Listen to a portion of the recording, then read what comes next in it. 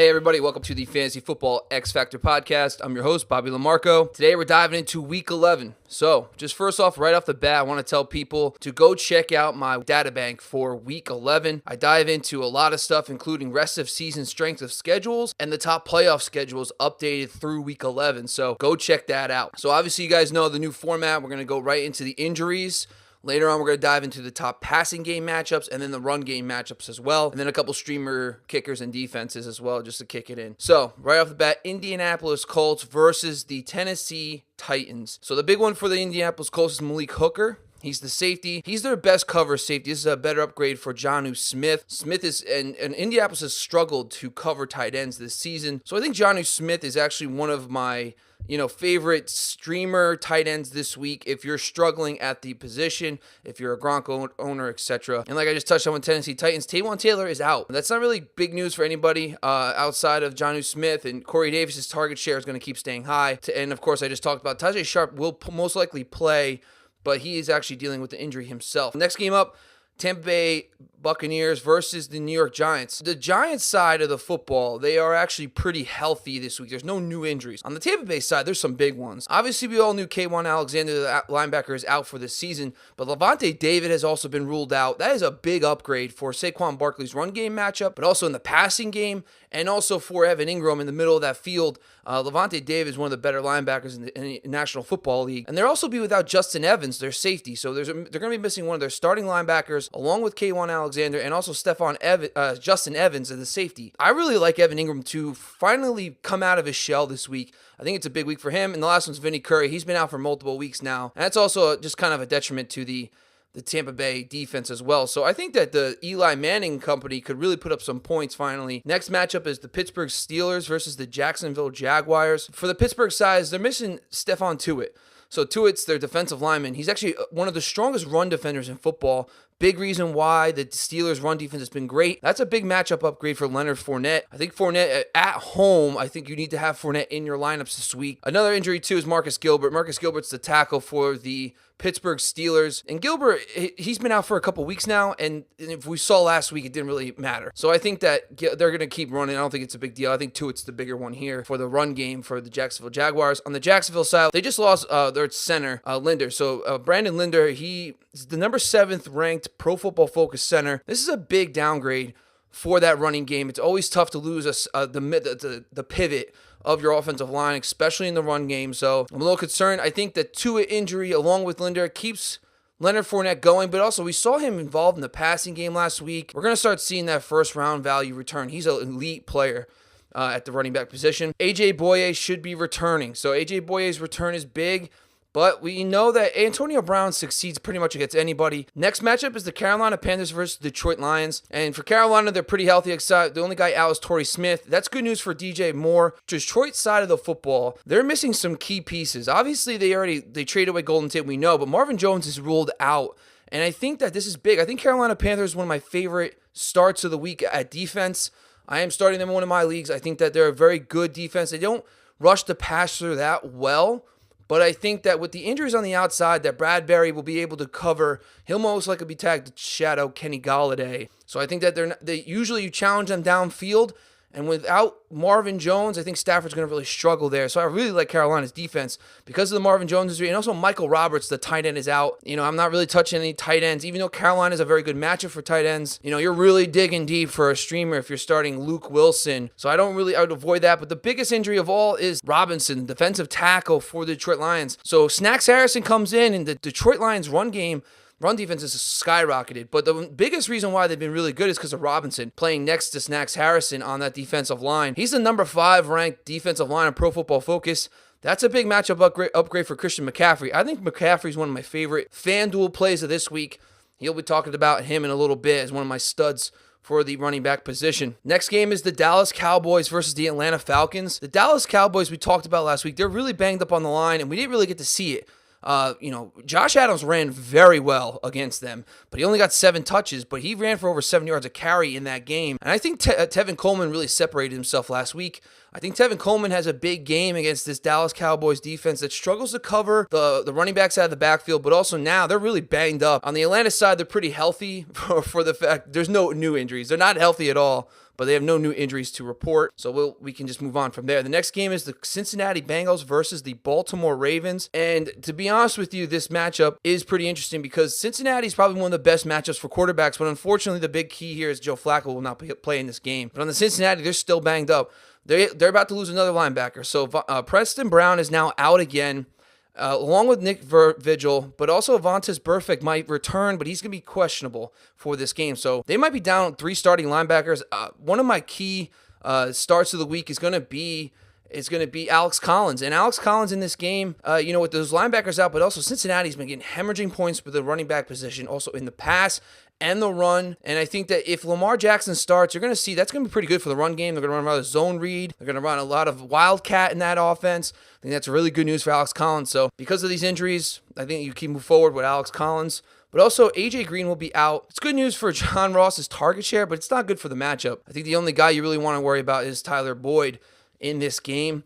On the Baltimore side, was just touched on is Joe Flacco. And everyone's wondering if you start Lamar Jackson. We haven't even heard if he's going to be the starter yet. And honestly, he'll probably play well. We saw Tim Tebow a couple years ago. He couldn't throw, but he still put up fantasy points. He doesn't have a big-time ceiling, but he also has a great floor because of that rushing ability. So if you're in a pinch and you have a Tom Brady and you want to start Lamar Jackson because of his injury, I don't see a problem with that at all this week. And the other one is James Hurst. He's been out for a couple weeks. He's offensive tackle for the Baltimore Ravens, but he's been out for multiple weeks now. And I think this whole Lamar Jackson experience is going to be fun to watch. Next game is the Houston Texans and the Washington Redskins. And the Houston Texans side, they're actually getting healthy, and that's dangerous. This defense is going to get much better. Aaron Colvin, who's actually the guy they acquired in the offseason from the Jacksonville Jaguars, is coming back. He's their slot corner. I think it's a big matchup downgrade for Maurice Harris, who's been playing pretty well in the absence of Jamison Crowder and Paul Richardson. But I think the return of Aaron Colvin is actually a downgrade for Maurice Harris. And Keke QT is returning. And I like Keke QT this week. And, everyone says Demaryius Thomas is there now. I get that. But when Will Fuller was already there, he already had established rapport with Deshaun Watson. And Keke QT played very well when all 3 of them were healthy. Keke QT was the number 2. And then on the Washington side, obviously Jamison Crowder is going to be out again. That's a big news for Maurice Harris owners if you want to keep playing him, but we just touched on Aaron Colvin. Quentin Dunbar is out again. That's big because since Dunbar's been out, they've been using Josh Norman as a shadow corner. And Norman will be on Hopkins, and Hopkins is going to eat. He's going to eat him up. We saw Julio Jones beat up Josh Norman. I think Hopkins does the same. But on the opposite side, that really opens up Demaryius Thomas. Demaryius Thomas has a very nice matchup on the outside with Dunbar out.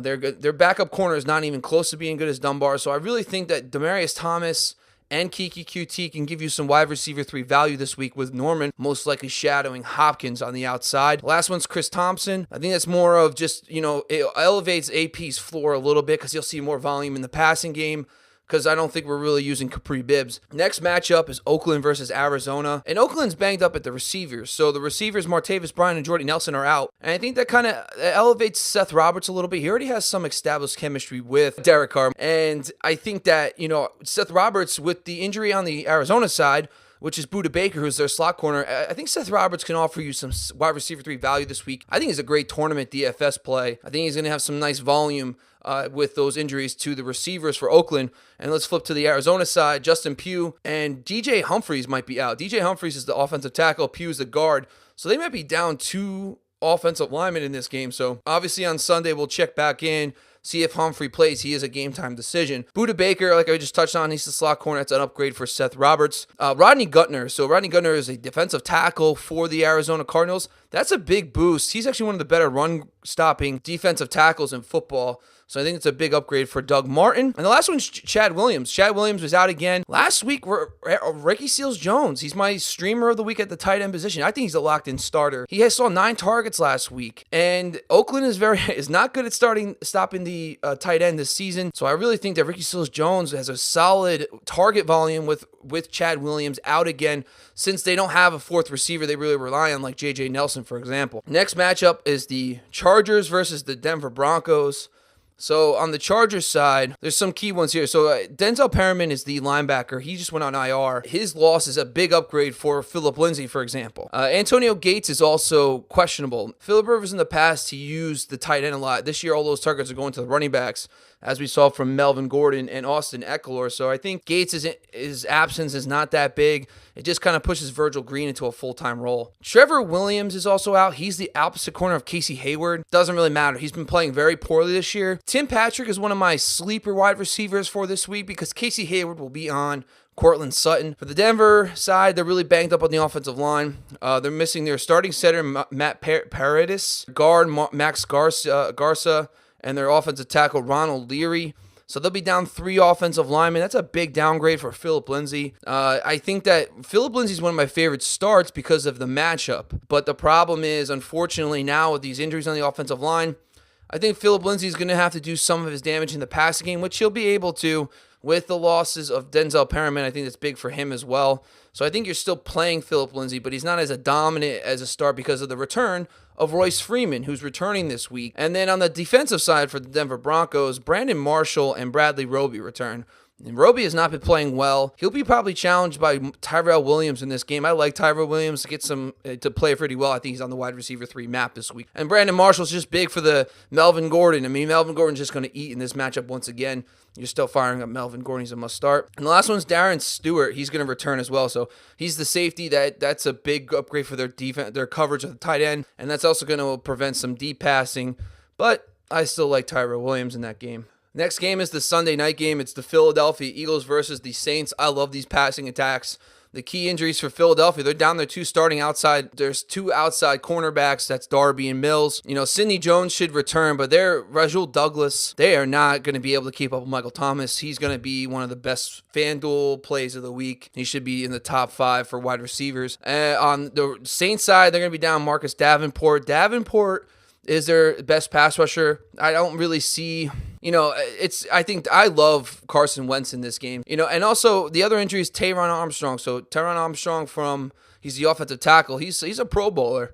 That's a big loss, but they have Drew Brees, the way he beats you is he gets the ball out of his hands so quick to Alvin Kamara and Mark Ingram. I just don't think it really matters much that he's missing his offensive tackle, but it's notable to say the least against a very strong Philadelphia Eagles pass rush. You want all hands on deck. So that is an upgrade for the Eagles defense. They should be able to get some pressure, preventing them to really get the ball downfield to a guy like Tre'Quan Smith. So I might fade Tre'Quan Smith this week, even in a plus matchup against these corners because the tackle's out, but also because Michael Thomas is going to eat in this matchup because they don't have anybody that can stop him in the secondary. And the last one is Minnesota versus Chicago. And Chicago's pretty healthy, nothing to report, but Minnesota is going to be down with Andrew Sendejo. He finally came back. This is a big upgrade for Trey Burton. Sendejo's their better coverage safety. I think I really like Trey Burton in this game, especially with Xavier Rhodes coming back in his return. He's going to be able to shut down a guy like Allen Robinson. And I think that, the outside corners for the Vikings are very good. I think from a volume standpoint, you really like Anthony Miller in the slot, and I also like Trey Burton in the passing game this week. All right, so let's go over the matchups. So these are the key passing game matchups I really like this week. I identified as the top ones, and some of these are very obvious, but tack these ones in FanDuel and DraftKings. First off is Kansas City versus LA. Obviously, you want to keep playing Tyreek Hill. Tyreek Hill is he moves all over the formation, so he'll get enough of the outside corners in this game. But Sam Shields has really solidified that right side, the other side of the field, across from Marcus Peters with Talib out. Shields is playing pretty well. Troy Hill is actually one of their liabilities. Marcus Peters has been a liability, but Sam Shields has really kind of solidified the outside. So I got to say this, Sammy Watkins to me is a start as well if he plays. Pick up his backup Robinson. I think this game is such a big over-under that you want as many pieces as possible. So it might be worth waiting for Watkins in this game. You might want to go pick up Robinson, who's his backup, who plays for him. I think he'll be able to get enough matchups against Marcus Peters on the outside to win with his speed. So I think that these guys are key for Kansas City. And of course, Travis Kelce and Kareem Hunt, we don't need to go into those guys. Next matchup is Tampa Bay versus the Giants. So Ryan Fitzpatrick is my start of the week. He's coming off a game where he threw 400 yards and no touchdowns. And I get it. It was kind of odd. The turnovers in the red zone were weird. They had 3 of them in the red zone, and they had a missed field goal and another field goal, and one made. So it's just 3 points, which is odd. So I think that Ryan Fitzpatrick really bounces back against the Giants. New York Giants, in success rate modeling, it's not a good defense, but they actually been holding teams down a lot. They don't see a lot of volume because of the fact that a lot of teams are playing ahead, and they're not seeing as much passing game volume, which is making the numbers look better than they are. So I really like Mike Evans versus Janoris Jenkins. Jenkins will shadow Evans. Evans is a big guy. He's given about 5 inches on Jenkins. So Jenkins, I think, cannot keep up with Mike Evans. Also, the New York Giants allow the 5th most explosive pass plays in the NFL of 20 or 40 yards. So I like Deshaun Jackson in this game against BW Webb on the outside. So I like Jackson. For the next matchup is Atlanta versus Dallas. Matt Ryan's one of my favorite starts of this week. So Byron Jones is a stationary corner they do not use in the shadow. I think Julio Jones will barely play against Byron Jones. And I think you're going to see a lot of CJ Awuzie on the outside against Julio, and Julio against Anthony Brown in the slot. I think Julio Jones has a monster game versus Dallas because they don't use Byron Jones to shadow. I think Calvin Ridley will also be a solid matchup because he's a shiftier wide receiver with speed.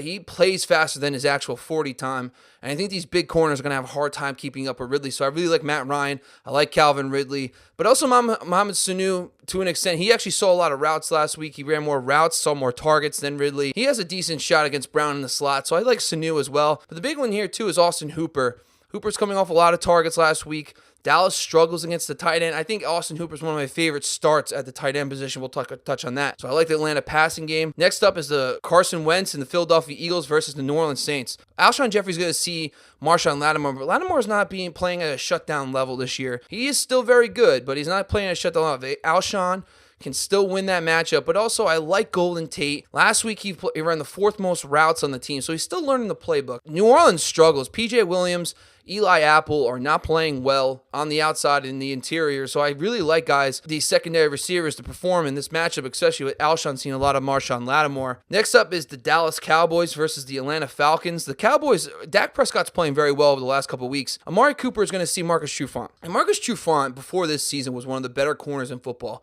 The Atlanta corners have really struggled this season, and I'm not sure why. Robert Alford and Trufant were probably one of the strengths of this team last year, and they have not been playing well. So Amari Cooper is going to see Trufant.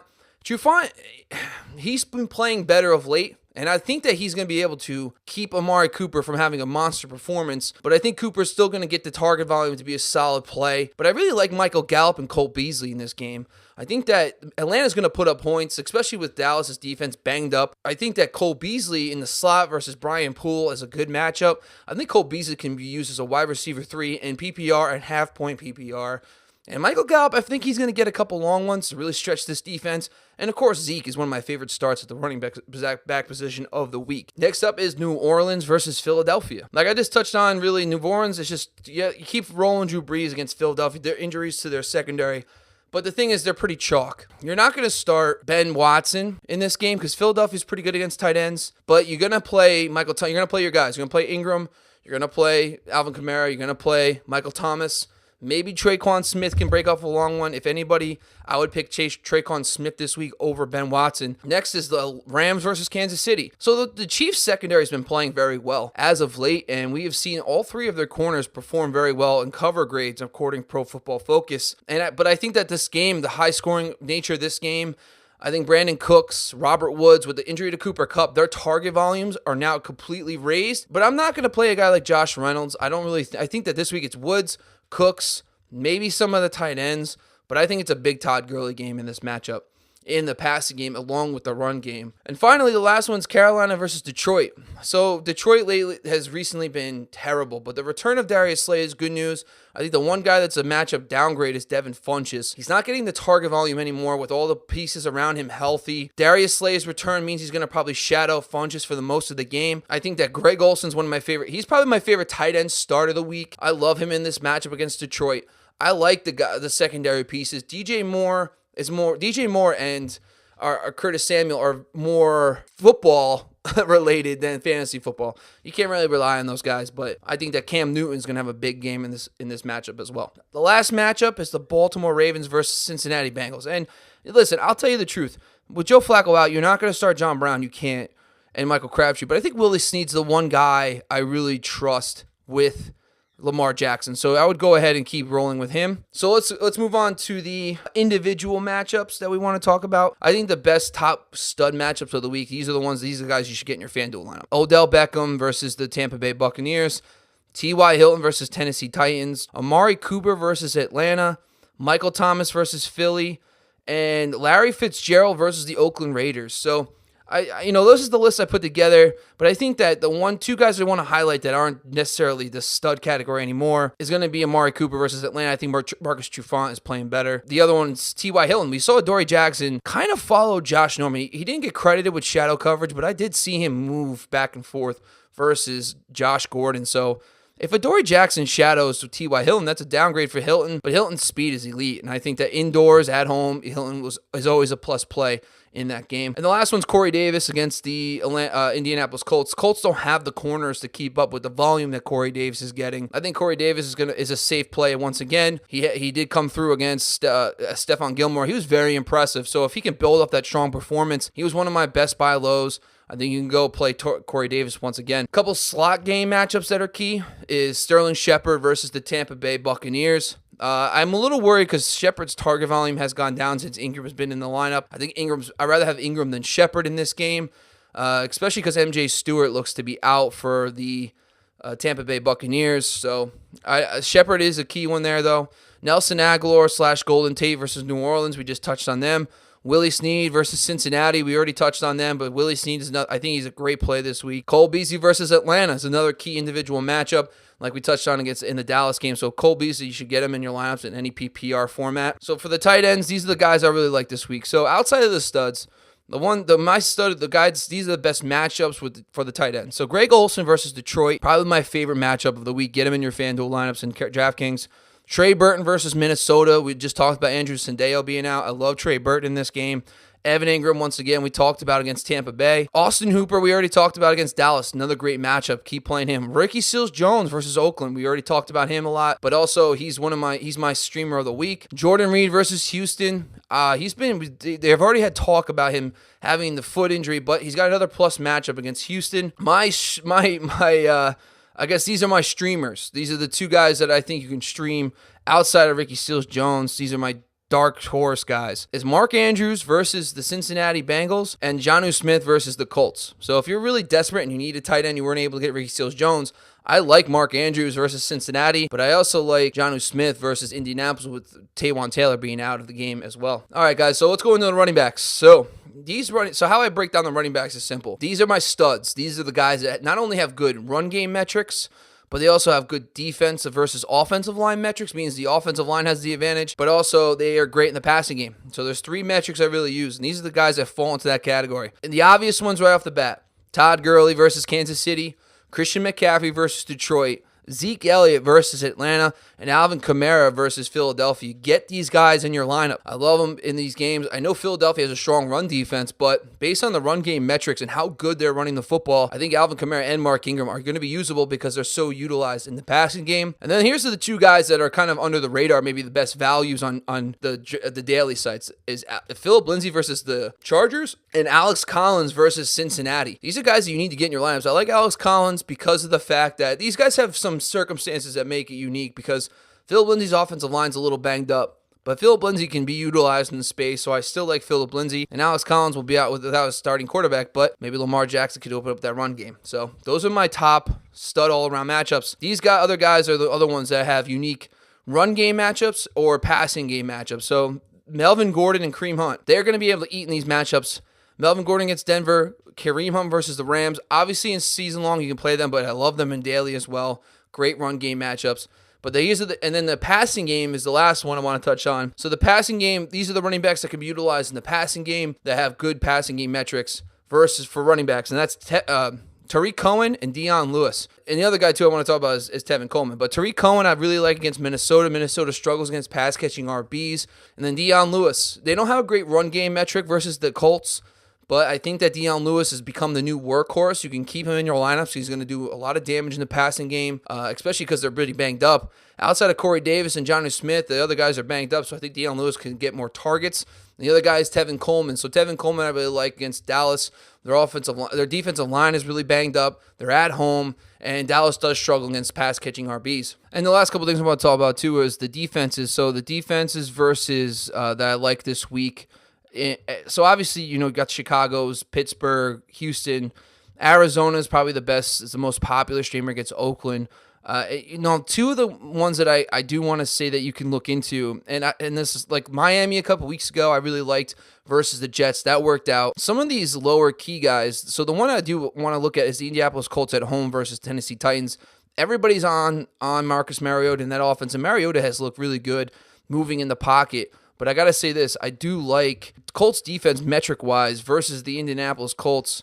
Versus the Tennessee Titans. I really think that you can use them if you're really desperate. They do get good pressure on the quarterback, so I think Indianapolis would be my sleeper defense of this week if you're really desperate at the position. If you weren't able to get a Carolina Panthers, the Pittsburgh Steelers, the Arizona Cardinals, so you can look at them. And the kicker. So my kicker of the week was Ryan Succop. If you want to pick up a kicker, he's only 14% owned, and I think that in that game in a dome, I really like Ryan Succop to perform well. So that wraps up the podcast for this week, guys. Please go follow me on Instagram and Twitter at FFX Also follow me on YouTube at Fantasy Football X Factor as well. Once again, this is Bobby LaMarco. Feel free to DM me, guys, if you have any questions later this week with starts and sits. And once again, thanks for joining.